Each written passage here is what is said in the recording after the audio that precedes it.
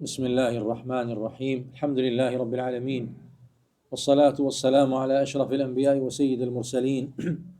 Nebiyyina ve habibina Muhammedin sallallahu aleyhi ve ala alihi ve sahbihi ecma'in. Rabbi şrahli sadri ve yessirli emri ve ahlul uqdeten min lisani yefkahu kavli. Allahümme allimna bima yenfa'una ve enfa'na bima allamtana ve zidna ilma emme ba'd. Allah həmd olsun, möhtərəm qardaşlar. Allah subhanahu wa ta'ala bizləri xeyirli, gözəl bir məclisdə cəm edib. Elhamdülillah, Ramazan ayı artıq öz axarı ilə davam edir. Sürətli bir şəkildə. Hansı ki, insanın da ömrü də, həyatı da belədir. Bir göz qırpımında sürətlə gedir. Və insan bundan ibrət çıxarmalıdır. Nə qədər ki, gec deyil, insan, mömin nəticə çıxarmalıdır. Nəfsini hesaba çəkməlidir. Aleykümselam. Çalışmalıdır ki, etdiyi günahları tərk etsin, nəfsini islah etsin. Və bilməliyik ki, möhtərəm qardaşlar, günahlara düşməyimizin 3 səbəbi var. Yəni 3 yerdən, 3 əsasdan insan günahlara düşməyə səbəb olur. Necə ki, İbn Qayyim rahimehullah gətirir ki, insanın günaha düşməsi 3 yerdən olur, ən əsas. Birincisi, kibir.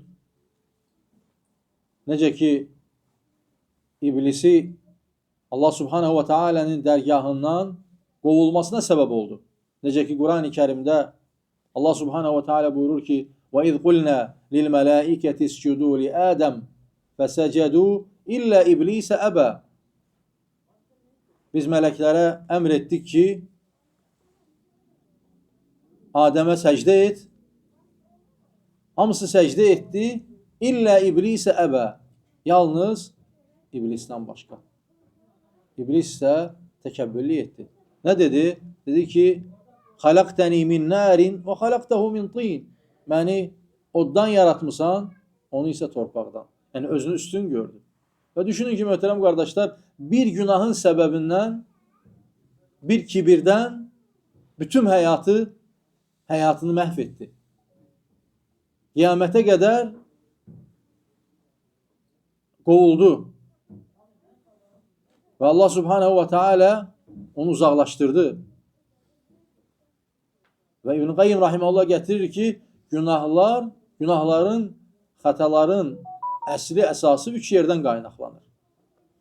Birinci gətirdiyimiz kibir, ikincisi əl-hirs, yəni insanın istəyi, hansı ki o istək ki, arzular bitmir. Həris olur insan, hər şeyi istəyir. Və bu hamıda baş verə bilir. Sadəcə insan gərək səhvini başa düşsün və qayıtsın, tövbə etsin. Və Adəm aleyhisselamın da cənnətdən çıxmasına səbəb olmuşdu. Allah subhanahu wa ta'ala buyurmuşdu ki, o ağacdan yemə və yeməsi ilə cənnətdən çıxmasına səbəb olmuşdu. Və beləliklə insan hər zaman bunları, bu əməllərə diqqət etməlidir. Çünki bunlar insanı günahlara sürükləyir. Və üçüncüsü isə, möhtərəm qardaşlar, həsəd. Həsəd isə bütün əməllərin batil olmasına kimi gətirib çıxarır. Allah qorusun. Və bütün şərlərin, bir çox şərlərin qapısıdır həsəd. İnsan həsəd edərkən rahatlıq tapa bilmir, möhtərəm qardaşlar. Hər zaman sıxıntı içində olur. Çünki imanını aparır. İmanını zəiflədir. Və hər zaman istəyir ki, özündən üstün olan insanları alçaltmaq istəyir. Kim özündən bir addım irəli gedərsə, onu məhv etmək istəyir. Onu əzmək istəyir. Və bugünkü gündə və hər zamanda həsədin fəsadları böyük olur, möhtərəm qardaşlar. Həsəd insanı uçuruma sürüklüyür. Və həsəd edən insan heç zaman rahatlıq tapmır. Hər zaman sıxıntı içində olur. Allah Subhanahu ve Teala Kur'an-ı Kerim'de buyurur ki: "Em yahsudun nase ala ma atahumullahu min fadlih." Allah'ın öz fəzilətiyle ona verdiklərinə həsəd mi edirsən? Və bilməliyik ki, Allah Subhanahu ve Teala onu əta edib, onu verib. Bir insana veribsə, bir neymət verilibsə, sən ona bərəkət deməlisən. Allah'tan bərəkət istəməlisən qardaşına. Necə ki Allah Resulü sallallahu aleyhi ve sellem buyurur ki, bir qardaşınızda xoşa gələn neymət gördüyünüz zaman ona bərəkət oxuyun. Allah'tan bərəkət istəyin ona. Barakallahu lek. Allah sənə bərəkət versin. Allah malına bərəkət versin. Heç zaman tərəddüd etmə. Və bil ki, mələklər də sənin üçün dua edir. Və mələklər deyər ki, وَلَكَ مِثْلُ ذَلِكَ. Sənə də onun misli qədər bərəkət olsun. Və düşünün ki, mələklərin duası daha üstündür, yoxsa bizlərin. Ona görə hər zaman qardaşın üçün xeyir dua etməyə, bərəkət istəməyə tərəddüd etmə. Hər zaman istə. Və beləliklə nəfsini yenmiş olarsan. Çünki nəfs hər zaman hərisdir. Necə ki Allah Resulü sallallahu aleyhi ve sellem deyir ki, Adəm övladına bir vadi qızıl versən, deyər ki, ikincisini də istəyirəm.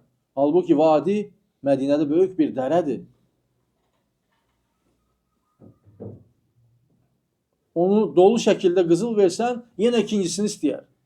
Və sonda Allah Resulü buyurur ki, sallallahu aleyhi ve sellem, Adəm övladının gözünü yalnız torpaq doydurar. Heç zaman doymaz. Hər zaman istəyər.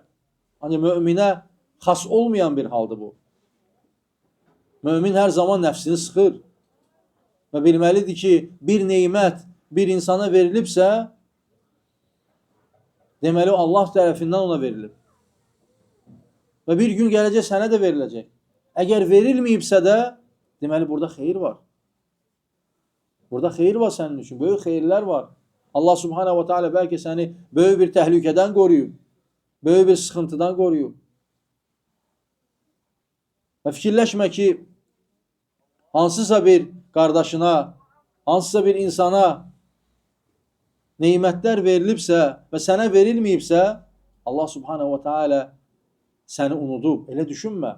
Hər zaman düşün ki, bizdən daha xeyirli insanlar əziyyətlər də çəkib, sıxıntılar da çəkib, ruzi babından olsun və bütün imtihanlardan keçiblər. Və buna baxmayaraq nəfslərini qoruyublar. Və elə bir insan yoxdur ki, möhtərəm qardaşlar, onun qəlbində həsəd olmasın. Sadəcə Allahın rəhm elədiklərin onu qoruyur, nəfsini sıxır